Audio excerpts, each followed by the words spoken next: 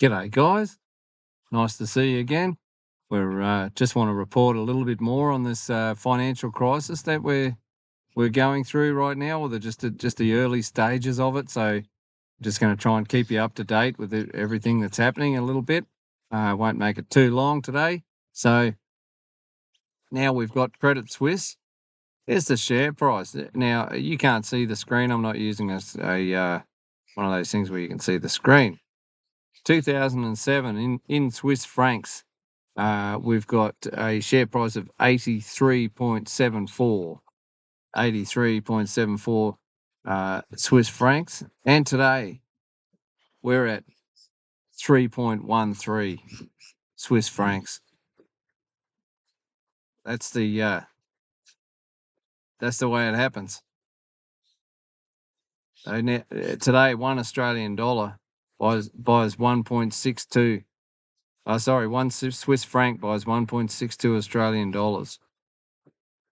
Now, let's look at Deutsche Bank. Oh, I wish you could see the chart. It's the same here.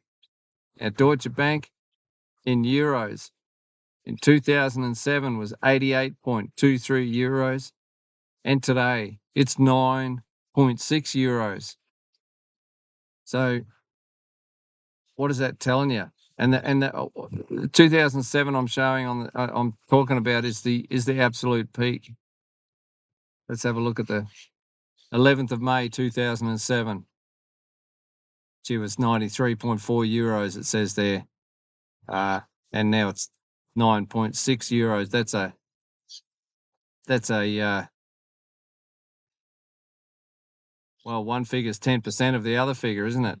The share price has lost 90% of its value. Let's have a look at the news a little bit now.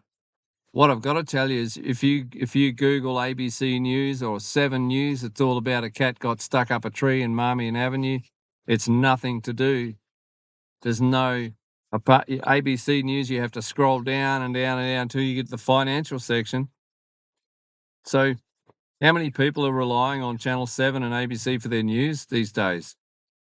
And I'm talking to Joe and Jane in the street. They got no idea what's going on. And if you do try and tell them, well, that's in America. That's in Europe. We're all good here in Australia. My God. So Credit Suisse to borrow up to $54 billion from Swiss Central Bank. Now, this is great fun if you can get it, like you're a financial institution, you're an investment bank, you're making investments, and you've somehow cocked it up and you're losing money, losing currency, and then you can just run off to the central bank and borrow $54 billion. Let's have a bit of a read here. Troubled banking giant Credit Suisse says it will borrow up to 50 billion francs, not dollars, or 44 billion pounds from the Swiss central bank to shore up its finances.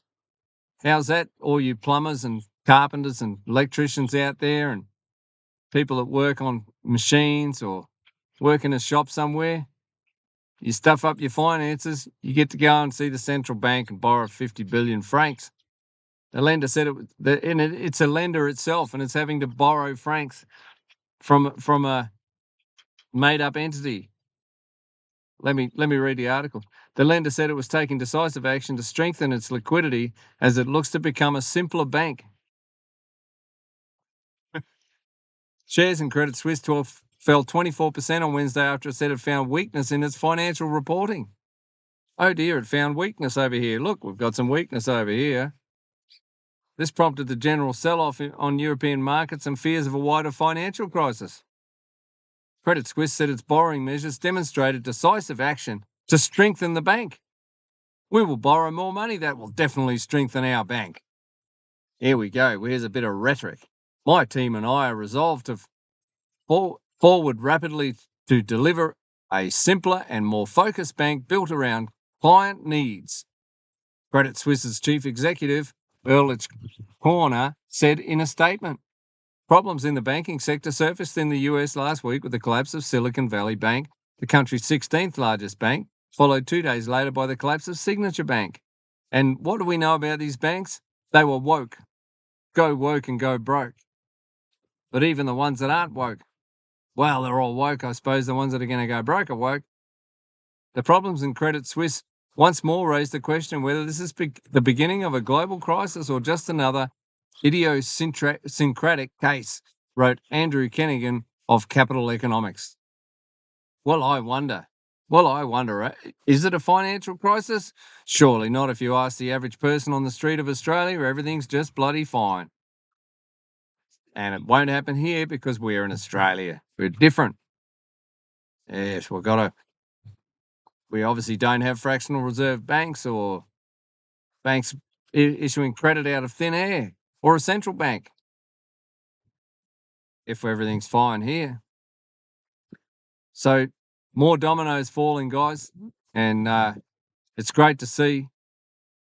If you haven't already piled up on gold and silver and got your digits out of there, turned them into something real, whether it be a car or a pram or a new lawn or whatever the hell it is, you want to get it out of there and do something useful with it.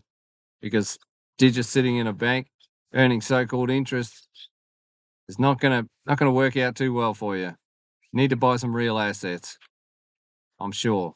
But leave it in there at your peril. Don't try and get the cash out. They won't give you the cash.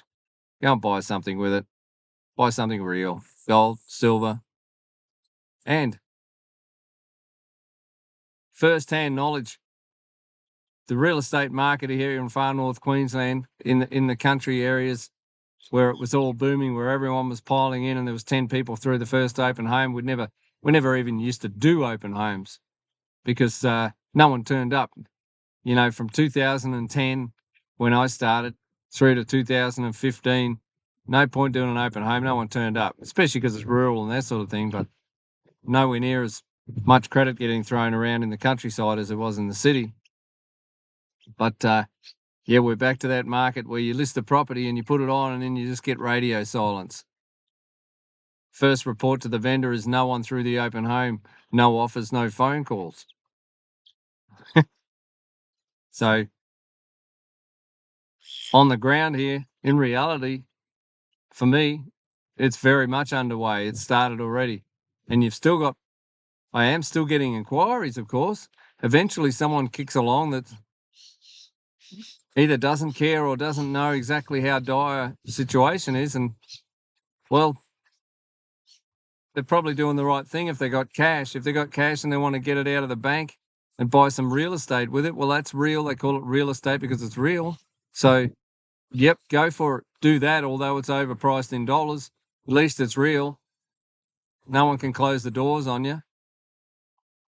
And there's too many ratepayers out there for the council just to jack the rates right up, or the tax department. Eventually, the taxes get so high, no one wants to pay them. And everyone revolts. So this is a good thing. These banks losing all their share price in dollars and failing. And I might add, Peter Schiff was going off about this morning. It's the end of socialism we're watching. It's not the end of capitalism. We're watching the end of socialised banking, where the government interfered in the banking sector.